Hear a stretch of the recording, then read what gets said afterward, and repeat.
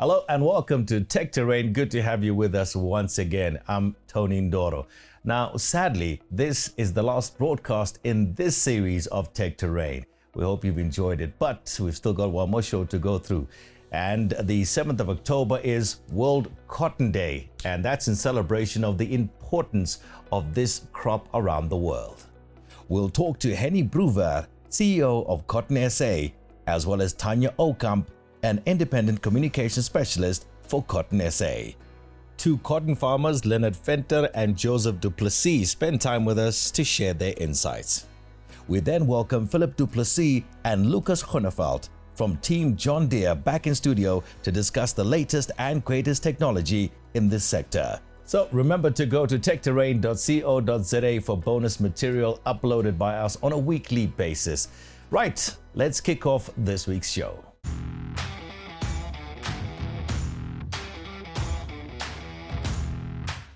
Today is World Cotton Day, so you're probably asking yourself, why does cotton have its own special day?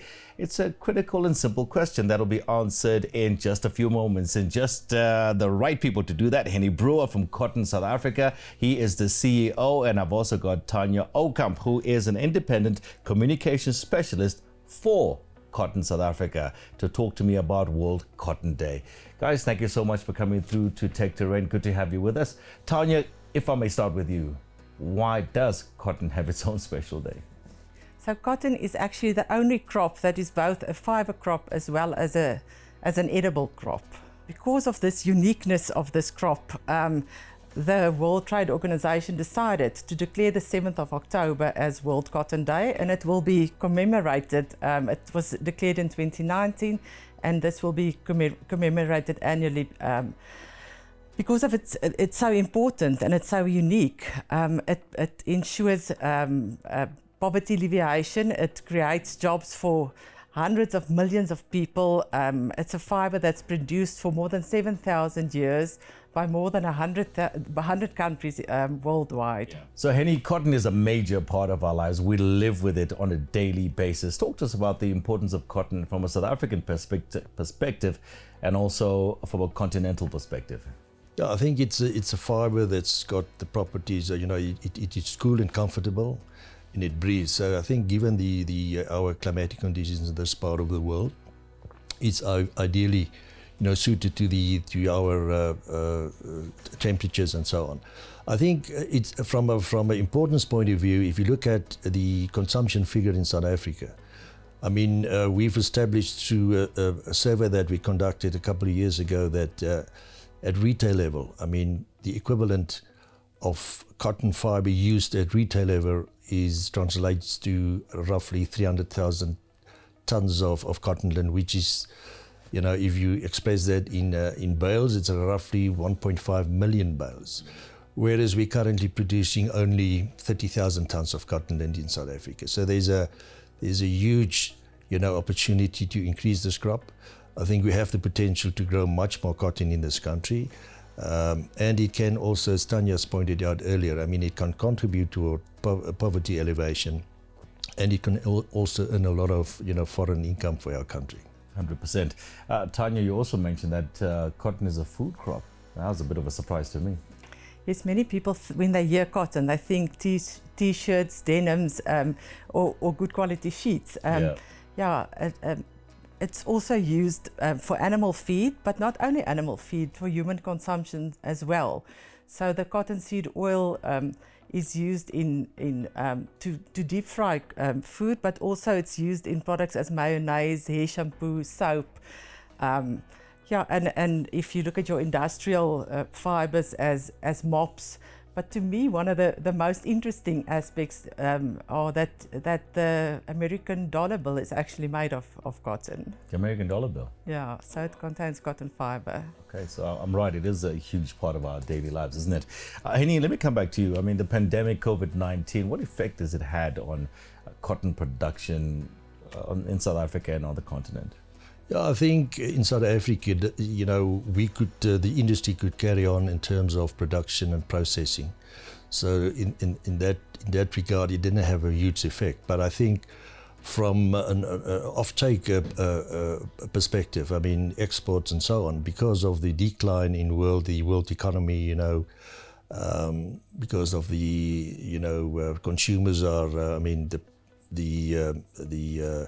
led to less consumption and so on, and that slowed down the exports of cotton from South Africa. So I think the only negative effect that we've seen in South Africa was the slower than normal exports of cotton that has taken place. But from a production and processing point of view, things continue as normal. So Tanya, what role does Cotton South Africa, Cotton SA play when it comes to assisting farmers in the country? So we've got a dedicated role and function that includes development and transformation. And through our partnership program with the retailers, we've also got Mr. Price that specifically contribute directly with a fund towards small holder cotton farmer development. But it's not only a program for the small farmers, we also do training for our commercial farmers, provide them with updated market research and the applicable information to enable them, because it's a scientific process. Yeah, 100%. Henny, are there many people employed within the cotton industry, from the, you know, all the way through the whole value chain up to processing and into the market? Is it a big employer? Yeah, no, I think we made the calculation the other day. I think if you take it from farm level right through to manufacturing, it's roughly 50,000 people that are currently employed.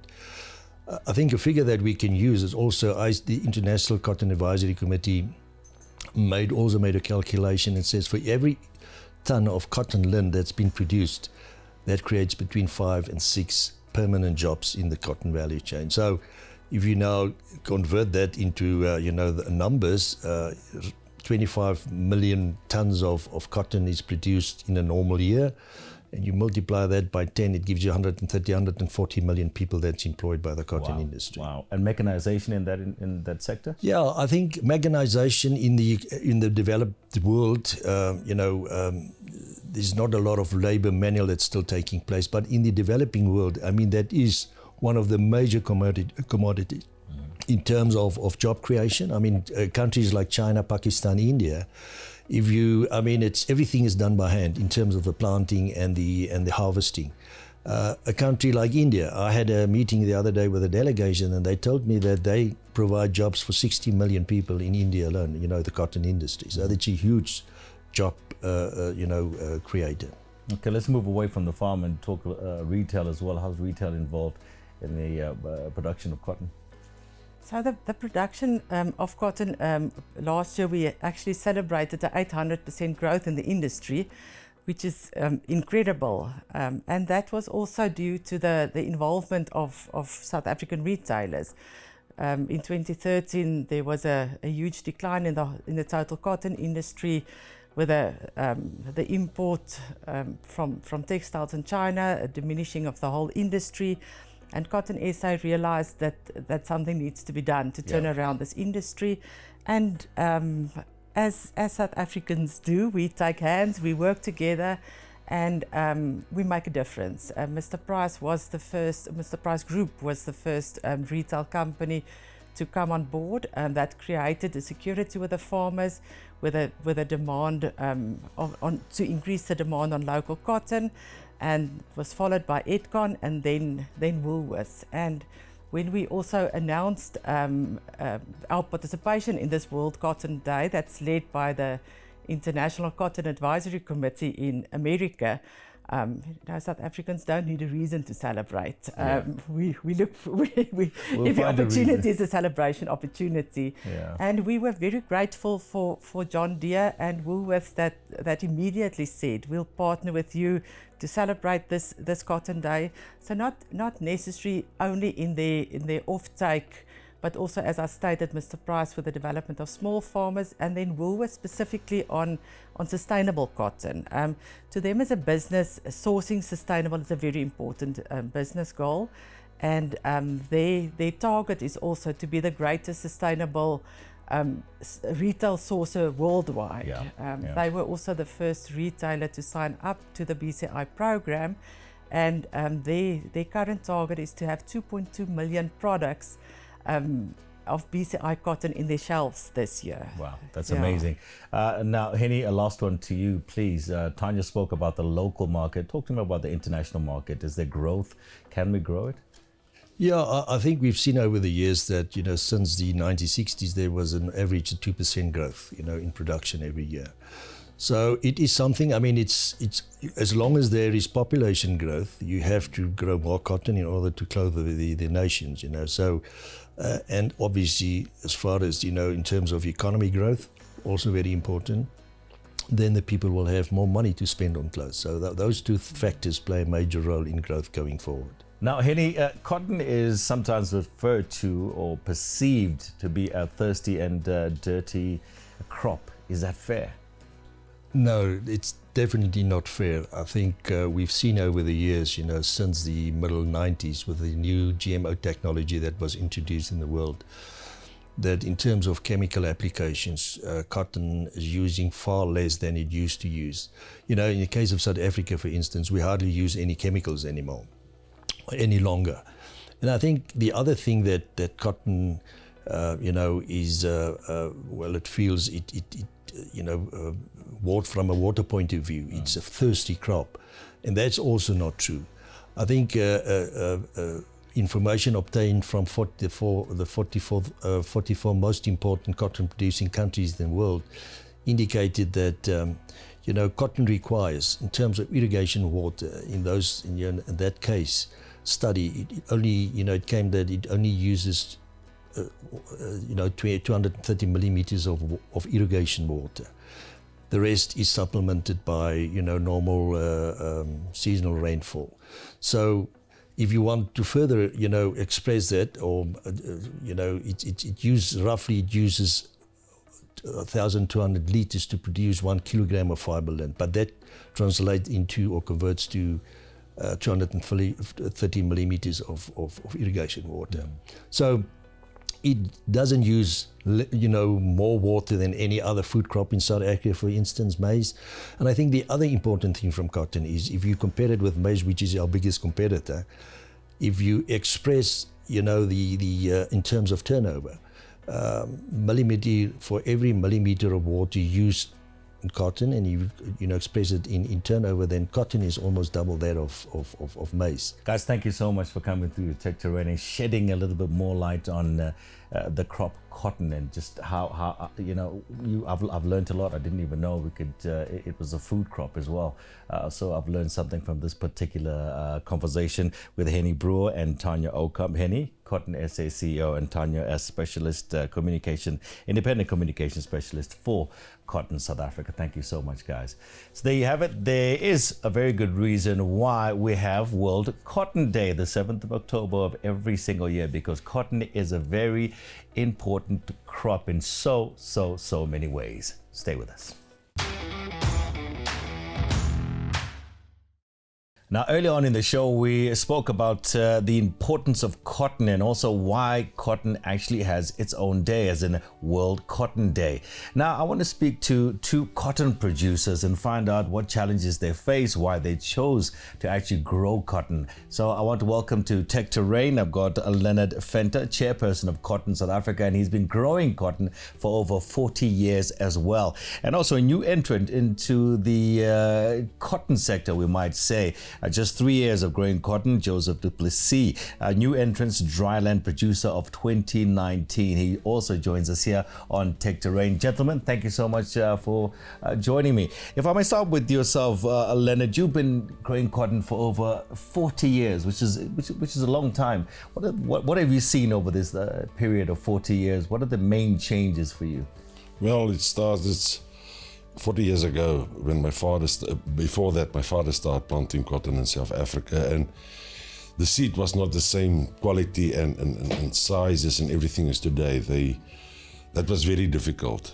By time with new technology, we started plant better the cotton, and we got new technology inside the cotton in the plant, like the Roundup Ready and BT technology. In the past, we spray more or less 12 to 14 times a year. Today, we spray about 2 times a year, only for sucking insects. Yeah. So it's more easier to farm, but it's much more expensive.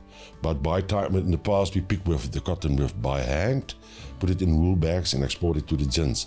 And later on, we start to getting 1-row and 2-row pickers. And then we start getting the module builders, putting the cotton in the module builders and send it to the gins. Today we have these new machines like 8-ray strippers, John Deere strippers, and 6-ray John Deere pickers, where it makes this big round bale. They do all the job for you. You put it down on the land, on the ground, and you come with your trucks and you export it to the gins. It's much easier today, but it's much more expensive. So technology has played a big part. Big part, yes. 100%. Let me come to yourself, Joseph. I mean, 3 years ago, you were farming maize. You've made that switch to cotton, and you're the dry land producer for 2019. Talk to me about why you decided to change from maize to cotton, and also just explain to us the meaning of dry land. Yes, Tony, we farm on the far western side of the cropping area inside the country. It's the Northwest Province, close to the Kalahari Desert. On the western side of us, no further cropping is done because of the low rainfall and the erratic climate. We don't have any irrigation, so we are completely dependent on rain to be able to grow crops successfully. And over the past few years, the climate has definitely changed. Climate change is a reality for us. The rainfall has become much more unstable and much more erratic than it used to be. And with that, our prices of the grains are determined by the free market. So anytime we have a good crop, there is surplus and abundance in this country, and it has to be exported. And then prices fall to something we call export parity, which is the world price less the transport to the coast. At that price levels, crop production, grain production is not economic anymore for us. So in the other years, when the grain prices are quite high, it is because that part of the country we farm in, crops have failed or have not good crops. So a lot of farmers have started going out of business. The sustainability is a big problem, and because mainly of low profitability. So we had to start looking for alternatives which we could maybe better handle the difficult climate with, but also when we have a good crop, we still have a good price. And that crop was cotton. So we did a lot of research, traveled around the world, also had a look in other parts of the country where Leonard Venter farms. And then we decided we are going to try cotton. And we've had 3 seasons now, and all 3 seasons went very successfully. So we are very glad and very excited about going forward with cotton. We see that the cotton plant is a very hardy plant. It can handle drought much better than maize or soybeans, and it can handle the heat as well. Heat waves, very high temperatures, doesn't affect the plant as much as it does grains. And then as well, there's ample opportunity to export good quality, profitable to other countries. And it has made a big difference in the few of us that have started experimenting with it, our businesses, and we see it as a big game changer in the far western parts of the cropping part in the country. Wow, well done. 3 good years so far, so good luck going forward as well. If I may come back to you, Leonard, when we looking at Joseph, he's in the northwest part of the country. Where else is cotton grown in South Africa, and what other challenges do some of our farmers face?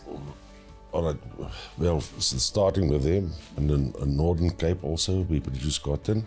In Limpopo province is in the past, I think still at this moment, the biggest part of our country producing cotton.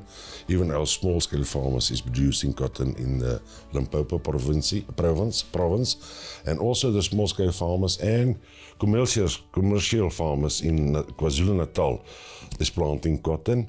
And well, that's the areas in South Africa suitable to plant cotton. And yes, and people also in the Free State starts planting cotton now. Okay. We had an earlier conversation about World Cotton Day, and one of the things that came out was the fact that harvesting cotton can be quite expensive. How have you overcome that, Joseph? I think, Tony, in the past, cotton harvesting was done by hand, and then it moved to mechanized machines, and now we have very sophisticated machines which allows you to be able to harvest large acreages or hectares, large area very quickly, but it comes at a price. It's very expensive. So for us, starting small, we couldn't afford a machine on our own, so 2 other farmers and myself started working together.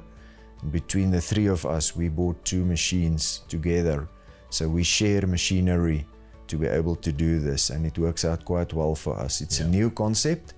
We were not used to sharing machinery with other guys. It's something we had to do, but for us at this stage, it's working well. That's fantastic. Just looking ahead, the opportunities for cotton from a Cotton SA perspective, even when it comes to beneficiation as well, are you pushing some of the other farmers, to have a turnkey operations? Yeah, but you see, let me explain to you this way. The commercial banks and all the financial institutes has come to the party. They must come to the party. Cotton is a little bit different than the other commodities, and with land banks problem at this stage, we have a little bit of problems to finance the production loans of the farmers, and also to buy this very, very expensive equipment. We need the commercial banks to come to the party. There's a difference between a combine and a cotton picker and stripper. A combine, you can harvest maize, corn, wheat, sorghum, soya beans, sunflower. With a machine like a cotton picker and stripper, you can just harvest cotton. So the banks and the commercial banks is not so willing to help with, because if the farmer runs into problems or he wants to sell it again, there's not so a big market for it, because a cotton farmer has to buy the machine from a cotton farmer. So that's not the same position with the combines. But there's a big future for the small-scale farmers. There's a big future for the commercial farmers. In South Africa, for example, we use 1.5 million tons of bales. 1.5 million bales. We produce 220,000. So there's a big market for our cotton. At this moment, we export nearly 80% of our cotton because of our industry is not in the position to take it over to yarn and everything for the use of cotton. So we export most of our cotton. 100%. Joseph, your operation, where do you want to take it? Where do you see yourself in the next 5 years? I think, Tony, we see cotton as part of a system with other crops. I don't think we'll only plant just cotton. One of our things we'd like to is to diversify and not put all the eggs in one basket. So in the past, we used to grow just maize. It was maize fence row to fence row, just maize. And cotton is a very good alternative. So I think we'd like to grow it. We are only 3 farmers now that planting in our district, but much more are very interested. And I think pretty soon more people will start growing cotton, and I think it will lead to a turnaround in sustainability and profitability, which will bring back economic life and prosperity to those parts in the far west that have suffered quite long now. 100%. And Leonard, just lastly, from a Cotton SA perspective, do you encourage young and new entrants into the farming arena to maybe delve into cotton? Yes, the more we can plant, the better for our country. When we export our cotton lint, it's bringing in dollars. So we've been paid in dollars when we export our cotton. So we need to get more cotton. The more cotton you plant, the cheaper it is to gin it, because a gin at a certain cost per kg to gin the cotton. And if there's less cotton, the price go up for the farmer.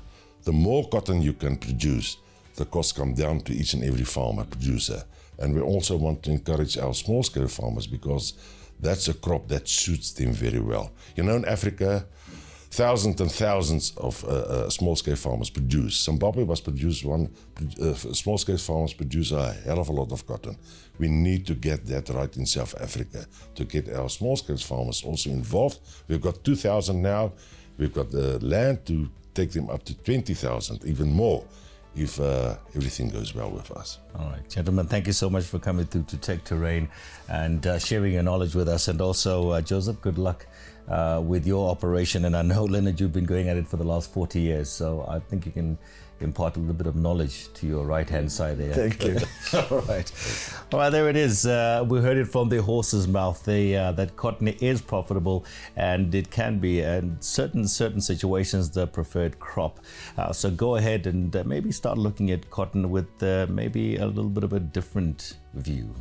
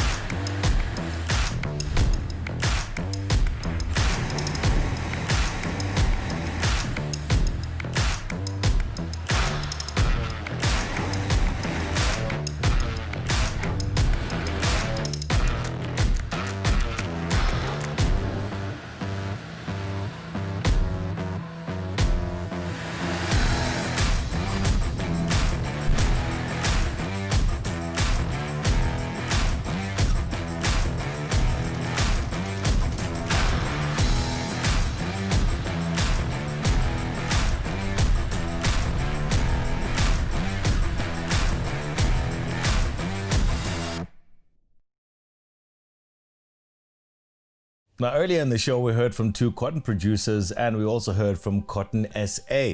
It's time now to speak to a John Deere team and find out just what technology they have to offer to cotton producers and cotton farmers on the African continent. And to do just that, I've got Lucas Groeneveld and Philip Du Plessis to talk to me about two particular pieces of equipment. Gentlemen, welcome to Tech Terrain. Good to have you with us. Philip, it's your first time. Lucas, welcome back. Let me start with you, Lucas. I mentioned there are two different options here. Talk to me about them. Yes, Tony. I think we are very privileged that we can offer this type of technology to the customers in South Africa. So we've got a cotton picker and a cotton stripper.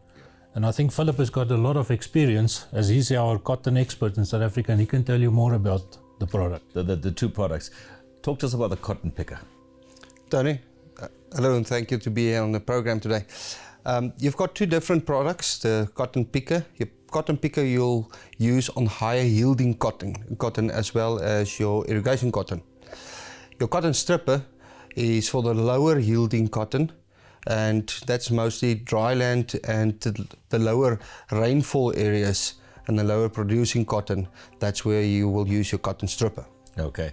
And when you look at your cotton pickers, they've got 6 row units, and talk to me about that as well. Yeah, you can interchange, can you? No, you've got a picker and you've got a stripper, and it's the functionality on the two machines are different. The front parts of the machines, they differ from the model builder, and backwards they are both the same.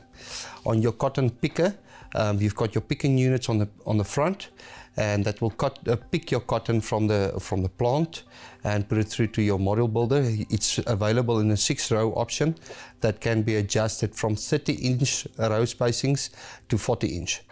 On your cotton stripper, there's 2 different headers that you can put on the machine. It's either 6-row or 8-row cotton headers, and there's also row widths available from 30-inch to 40-inch. Okay.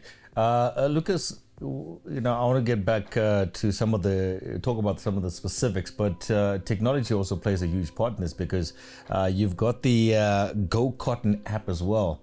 How does that work with this equipment that we're talking about?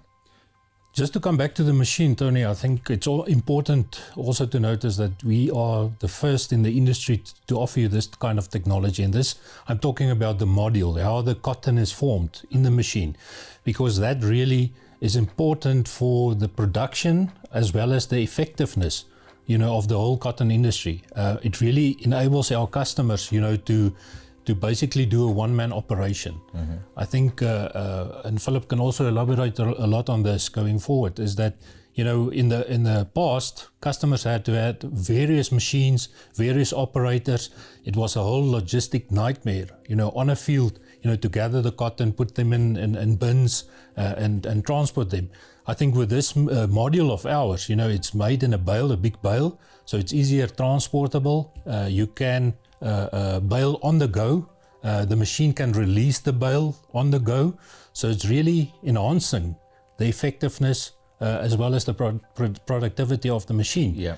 It also, I think very important, you know, lessens the cost implication on the customer, because you've got one machine, one operator, one tractor and one loader.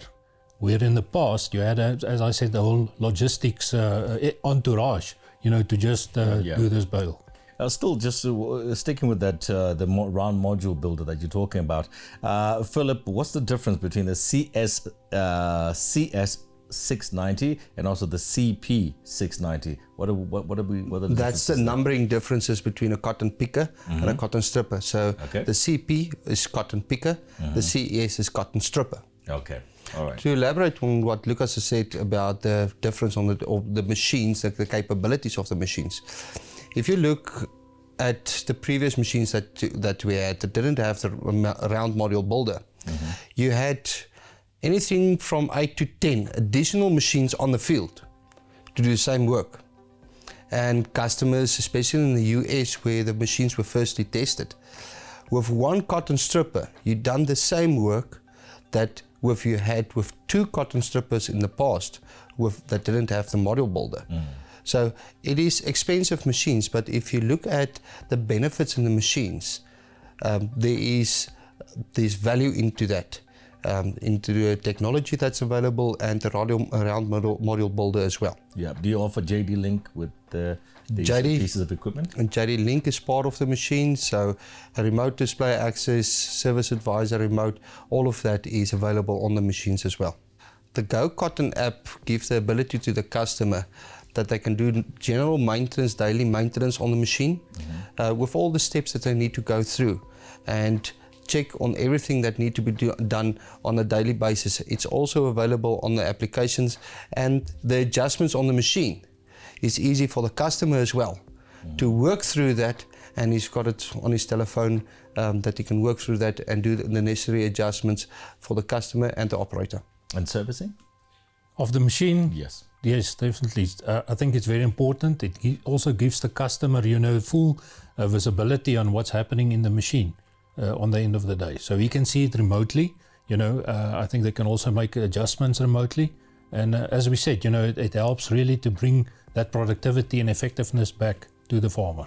Okay, talk to me about harvest identification and the yield mapping.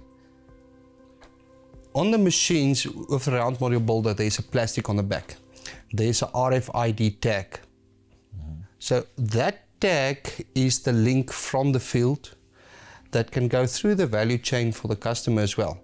So it goes to the gin, and from there, the ginner can take that information, and the lint that is produced can go through to the rest of the value chain and see where's the machine or where's the cotton going to.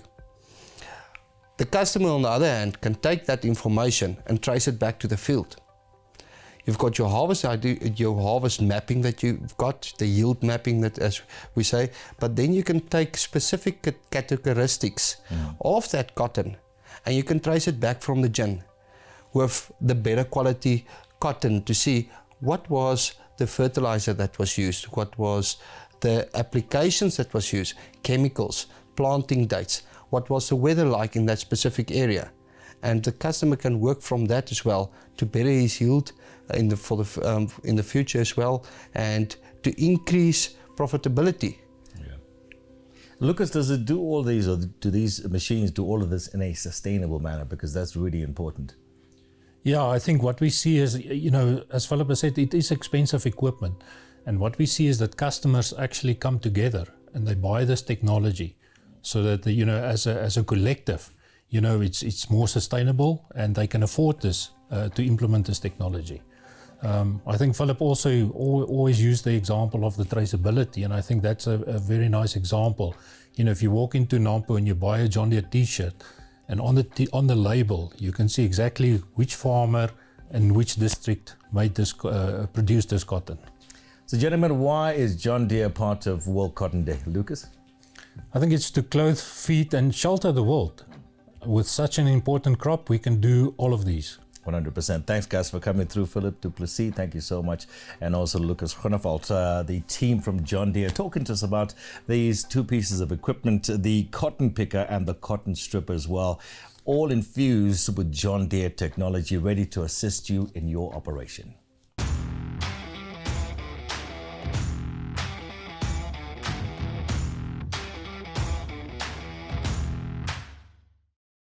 Now, as I mentioned at the beginning of this show, this is the last episode in this series of Tech Terrain. It's been an amazing journey, and I truly hope that you have learned as much as I have from all the amazing guests from the continent that we've had on this show. And also, thank you so much to John Deere for initiating this program, and also what amazing technology that they've brought to the show as well. So, don't forget to go to techterrain.co.za. You can find all the material we've been uploading. It's going to live on our website. That's not going to go away. So you're still welcome to go onto techterrain.co.za. Well, that's it from me for now. Thank you so much for joining me for the last few months of Tech Terrain. I'm Tony Ndoro. Until next time, bye-bye.